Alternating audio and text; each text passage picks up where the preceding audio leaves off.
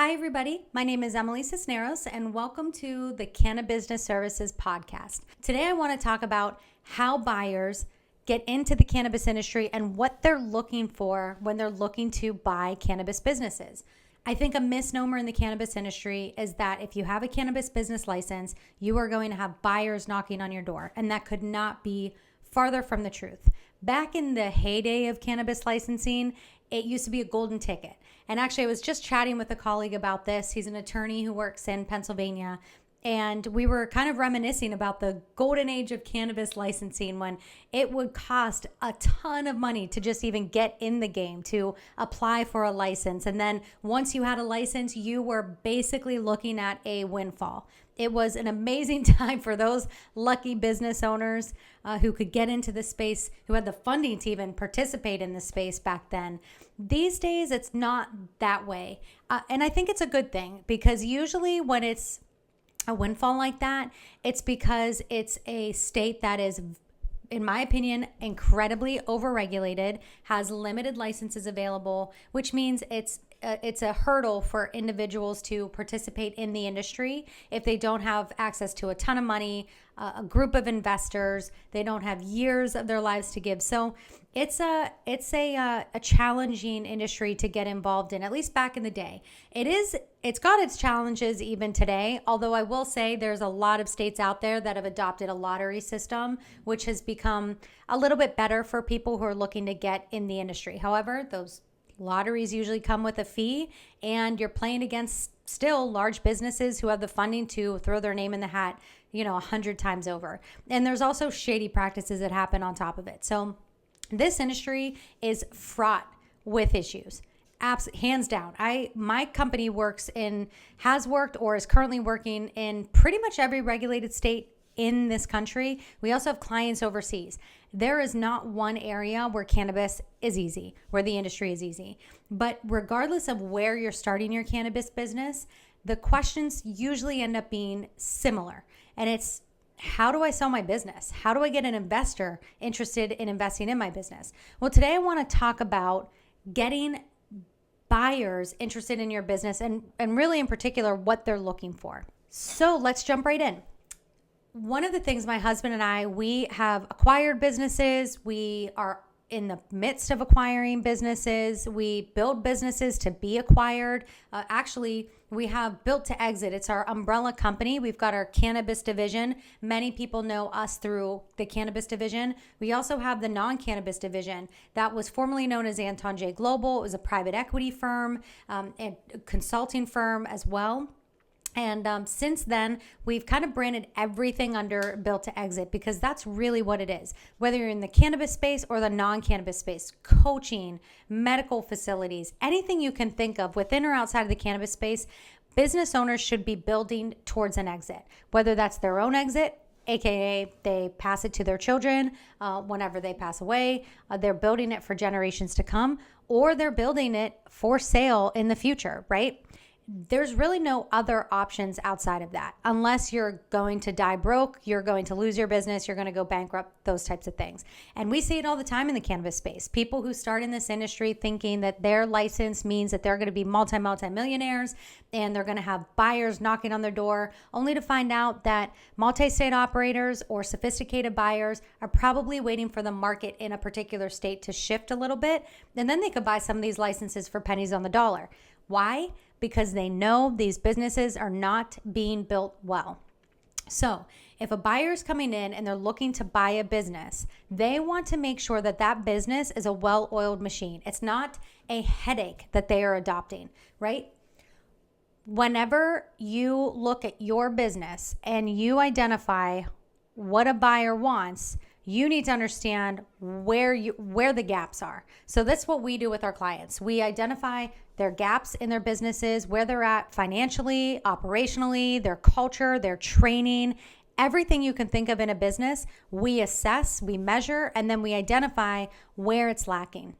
And then we go into these businesses and we basically restructure from the inside out. Sometimes you can keep the exact same staff. A lot of consulting firms, at least outside of the cannabis industry will go in and they'll basically chop away at the staff. They'll make you fire a bunch of people and then they leave, and your business is actually doing just as poorly or worse off than before they came in.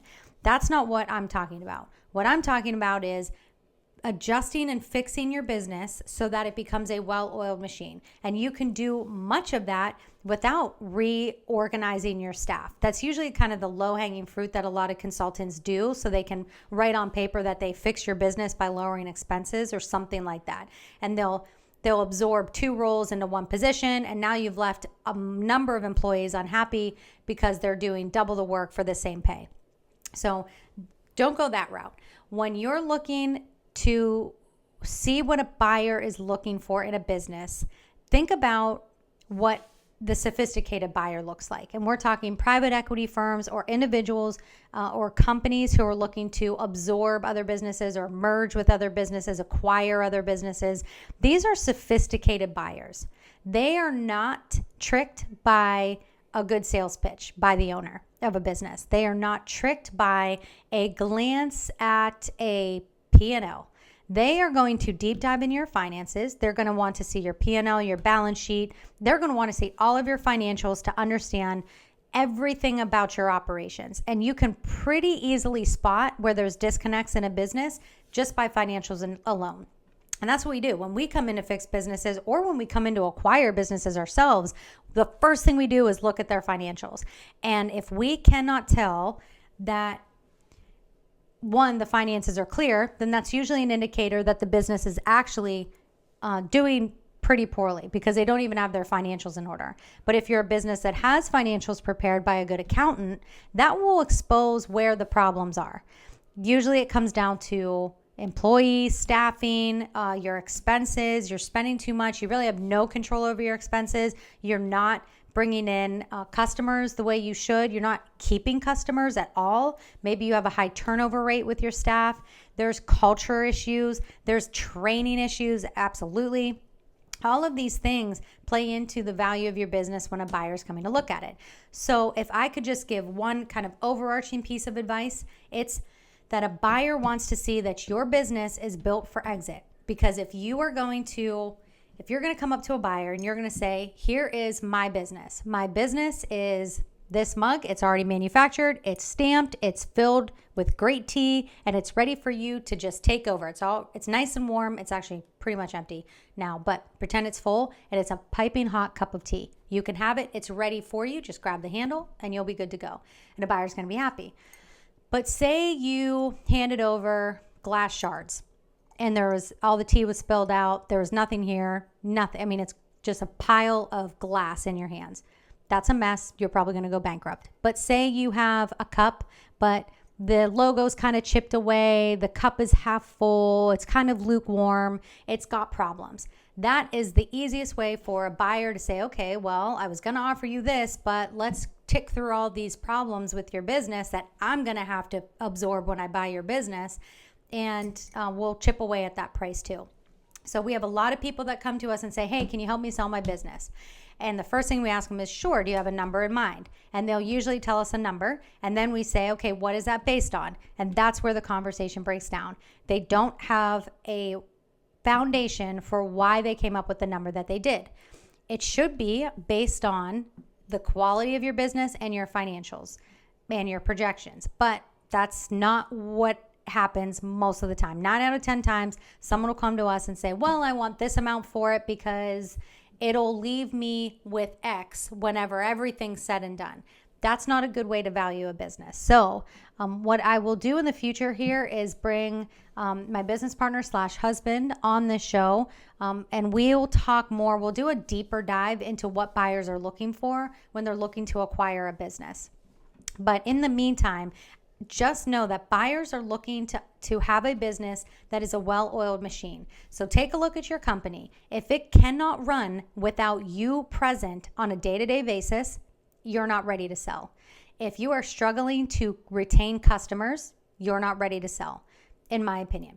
If your employee if your staff, if you have a high turnover rate, you're not ready to sell. If your training's bad, if you have no standard operating procedures developed, if you keep having issues with your audits, whether you hire a firm like ours or another consulting firm to do internal audits and you keep struggling with those, or the state or municipality comes in and you get strikes there, these are all indicators that there's problems in your business. Now, could you still sell with all these things? Yes, you could.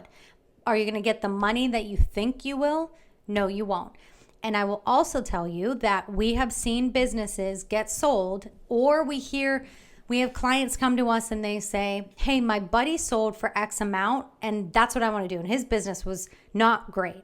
Well, what your buddy's not telling you is that he didn't get a fraction of what he wanted for that business, most likely. And two, they're probably making it contingent upon him staying in the business for X amount of years, and he's basically having to earn the payout.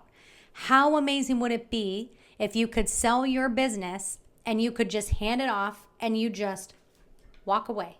You don't have to have a hand in the business anymore. You can actually do whatever you want with your life after that. You can live out all the dreams that you had when you started in the industry. That's what we like to do for people. We like to get them built so they can fully exit their business if that's what they want to do.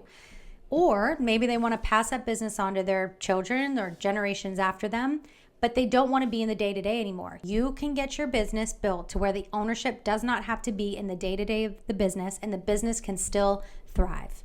We do it all the time. I've done it in my businesses. My husband's done it in his businesses. It can be done. In 2019, my husband sold over 20 of his businesses. He had over 6,800 employees. He spent maybe 10 hours a week checking in with the management staff running the businesses because he built those businesses for exit. And that's what you can do. You can make this a volume play. You get one cannabis business under wraps, you get it operating well. You can do that 1 time over, 2 times over, 3 times over. You can do that 10, 20 times over. Expand your footprint across the country, and then suddenly you can wrap up for a really nice sale. So, not a financial advisor. I am not a broker. So please reach out to, I am an attorney, but I am not providing legal advice. This is just friendly advice. So take it, leave it. That's just based on our experience being in the industry and working with clients all over the country who are looking to sell their businesses. Build your business for exit. Hang out, watch our YouTube videos, watch our Built to Exit YouTube videos. That's on Jason Sisneros' website or YouTube channel. You can watch his stuff. He and I do podcasts together on Building to Exit. He does podcasts on Building to Exit. Of course, Cannabis Business Services YouTube channel. We talk all things cannabis here. And if you're a woman-owned business, feel free to check out Professional Females. We also have that business. That's for women-owned businesses or women who are starting their businesses. So we've got a lot of channels for you to get a ton of information. Every Saturday at 9 a.m. Eastern Time, my husband also does a live show on X. All we want to do, he and I, is to just provide value for people and teach them how to build their businesses for exit, because it is the true path to freedom for entrepreneurs. So if you are a business owner or you're thinking about becoming a business owner, build your business for exit. It's the best thing I did. Every time I avoided doing it, it resulted in more challenges for me, more money lost, more time lost, headaches, tears, all those things. So build your business for exit. Everything becomes dialed towards that exit. And by the way, building for exit means identifying what you want out of it. What type of sale do you want? That can have a number attached to it. In fact, it should have a number attached to it. And then you back into what you need to do on the day-to-day basis to get there. So there's measurable results involved, but you have to be accountable. You have to take an assessment of where you are at in your business right now. In fact, my husband and I, we have a free assessment. If you go to built2exit.biz, there's a free assessment you can take. It's no cost, whatever you want to do. But that is, I think it's like 50 or 100 questions that will literally give you the exact health measurement of your business right now. It's like putting a thermometer in your business, and you can understand where you need the most help. Maybe you need help in all the areas. Maybe you're doing really well in some, but not well in others. That will help you dial in your focus areas. That's a great place to start. That is built on all of our knowledge across multiple industries. So feel free to take it if it's useful to you. And hopefully this was a good start to understanding what buyers are looking for. They want to have a machine that creates cash. They want to have something that's not a headache for them. Everything you do that creates more of a headache or requires you to stay in your business after it's sold, for a certain amount of years or months or whatever it looks like, that's when they're going to chip away at the sale price. So you're dealing with sophisticated buyers, so you have to have a sophisticated business. So good luck if you're on your journey. Of course, if you have questions, reach out to us, info@cannabusinessservices.com. You can check out our website, www.cannabusinessservices.com. We also have a cool little Calendly function on our website where you can schedule a free 15-minute introductory call to one of our management staff team members. Could be me, could be your GM, Director of Operations. I don't know. It's kind of a lottery system, but you win no matter what number you pull because we're all freaking amazing and we're very good at what we do. So good luck to you, and we hope this was helpful. Thank you.